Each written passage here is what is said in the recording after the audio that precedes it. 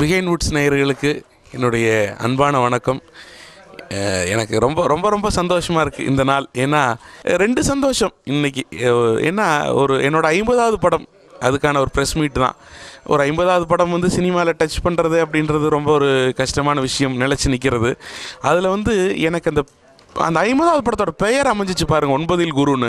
அது உண்மையிலேயே நான் வந்து கடவுளுக்கு நான் ரொம்ப நன்றி சொல்லிக்கணும். அது ஒரு மிகப்பெரிய அதிர்ஷ்டம். அது வந்து செல்வகுமார் சார் வந்து டைரக்ட் பண்ணியிருக்காரு, அசத்தியிருக்காரு. ஏன்னா அவர் வந்துட்டு நம்ம ஒரு பிஆராவோ ஒரு பத்திரிக்கையாளராக நம்ம அவரை பார்த்துருக்கோம், தெரியும் எல்லாத்துக்கும். ஆனால் ஒரு டைரக்டராக வந்து இந்தளவுக்கு வந்து அவர் ஒரு பின்னி எடுப்பார். எனக்கே அதிசயமாக இருக்குது. ஒரு நண்பன் படத்தில் நீங்கள் ஒரு துப்பாக்கி படத்தில் பார்த்த சத்யன் மாதிரி ஒரு 10 மடங்கு வந்து 9ல் குருவில் வந்து நீங்கள் உறுதியாக பார்க்கலாம். அது நான் வந்து ஆணித்தரமாக நான் அடித்து சொல்லுவேன். இந்த படம் வந்ததுக்கப்புறம் நீங்கள் சொல்லுவீங்க, சார் 9ல் குரு சத்யன் அப்படின்ற மாதிரி ஒரு பேராகும்.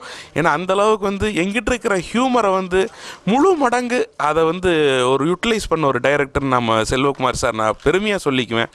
அதே மாதிரி இந்த படத்தோடைய தயாரிப்பாளர்கள், ஏன்னா ஒரு படம் உருவாகிறதுக்கு வந்து தயாரிப்பாளர்கள் ரொம்ப முக்கியம். சிவகுமார் சார், ரெண்டு பேரும் சிவகுமார் சார் தான். நிர்வாக தயாரிப்பு Shaji sir, cameraman sir Chelladurai sir, Sekhar Pradas sir editor, music director, மற்றும் இந்த படத்தில் நடித்த வினய், சாம்ஸ், பிரேம்ஜி, லக்ஷ்மி ராய் எல்லாரும் இந்த படத்தோட வெற்றிக்கு ஒரு காரணம். பட் என்ன இருந்தாலும் கேப்டன் ஆஃப் த ஷிப் அப்படின்ற வந்து செல்வகுமார் சார் தான். 9ல் குரு ரிலீஸ் ஆகட்டும். ஏன்னா நான் என்னோட படத்தையே நான் ரொம்ப அதிகமாக பேசின மாதிரி உங்களுக்கு தெரியலாம். நீங்கள் இந்த படம் ரிலீஸ்க்கு அப்புறம் சொல்லுவீங்க, என்ன சார் ரொம்ப கம்மியாக பேசிட்டீங்க, இவ்வளோ பெரிய ஒரு படத்தில் நடிச்சிட்டு அப்படின்னு சொல்லுவீங்க. அந்த உறுதி என்னால் உறுதியாக சொல்ல எழுதி தரேன் நான். நீங்கள் பிப்ரவரியில் இந்த படம் ரிலீஸு கண்டிப்பாக நீங்கள் வருவீங்க. அப்போ இந்த வார்த்தை நீங்கள் கண்டிப்பாக சொல்லுவீங்க.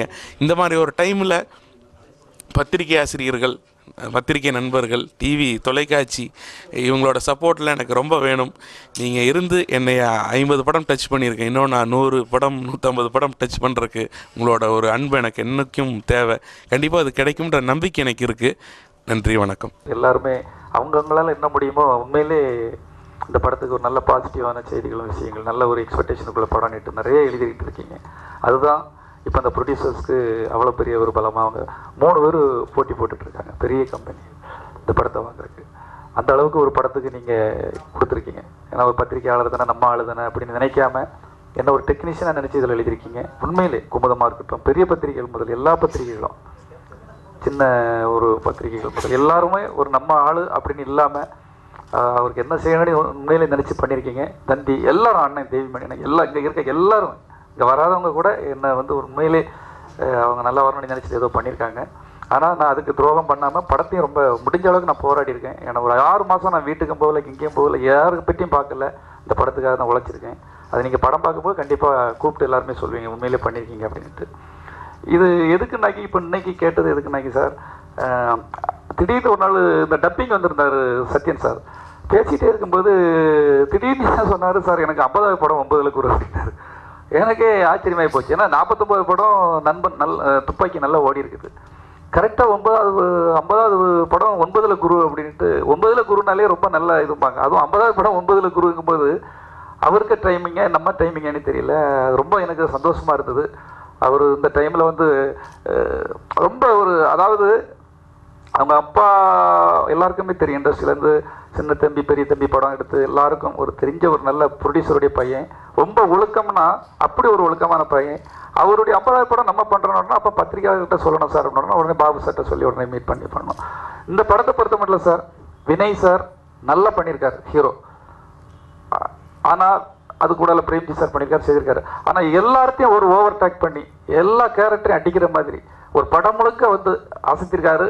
அது சத்யன் வந்து இந்த படத்துக்கு பிறகு தனி ஒரு கலரில் தெரிவார். அவருடைய ஹியூமர் சென்ஸு இந்த படத்து மூலமாக பெரிய அளவில் வெளிப்படும். நம்ம இப்போ ரொம்ப சொல்லிட்டு படம் பார்க்கும்போது அந்த கிரேஸ் போயிடக்கூடாது. உண்மையிலே அவ்வளோ அழகாக பண்ணியிருக்காரு. ஒரு அற்புதமான ஆர்டிஸ்ட்டு அவர், அவ்வளோ அழகாக பண்ணியிருக்காரு. அவருடைய 50வது படம் இதுங்கிறது தனியாக ஒரு கட்டம் கட்டி எழுதுகிற மாதிரி தனியான ஒரு நியூஸாக இருக்கும் படம் ரிலீஸுக்கு அப்புறம். அதுக்காக தாங்க வந்திருக்காரு சத்யன். எனக்கு ரொம்ப பிடிச்ச ஒரு நடிகர். என் ஃபேமிலி மாதிரி என்ன டெய்லி ஒரு நாள் நைட்டு ஆனால் 1 hour 2 hour டெய்லி ஒரு 12 மணி நேரம் என் வீட்டில் ஒய்ஃபு கேட்க, யார்கிட்ட இவ்வளோ நேரம் பேசிகிட்டு இருக்கீங்க கேட்கும். காரணம் என்னன்னா அந்த படத்தை பற்றியே தான் பேசிகிட்டு இருப்பார். சார் அதில் அப்படி நடிச்சோம்ல சார், இது இப்படி நான் சொல்லேன் சார், இதில் இப்படி ஹியூமர் சார், அப்படி சார் இப்படி. டெய்லி நான் ஒரு ஆள்கிட்ட பேசிகிட்டு இருக்கேன்னா அது சத்யன்ட்ட மட்டும்தான் 2 hour பேசிகிட்டு இருப்பேன். ஏன்னா என் ஹியூமர் சென்ஸும் அவர் ஹியூமர் சென்ஸும் அந்த கெமிஸ்ட்ரி அவ்வளோ அழகாக ஒர்க் அவுட் பண்ணியிருக்கோம். கடைசியில் ஃபியூச்சரில் எந்த ஒரு படம் பண்ணாலும் சத்தியம் இல்லாமல் நான் ஒரு படம் பண்ண மாட்டேன். அதான் இதில் சொல்ல விரும்புகிறேன். இப்போ சத்யன் சார் பேசுவாங்க.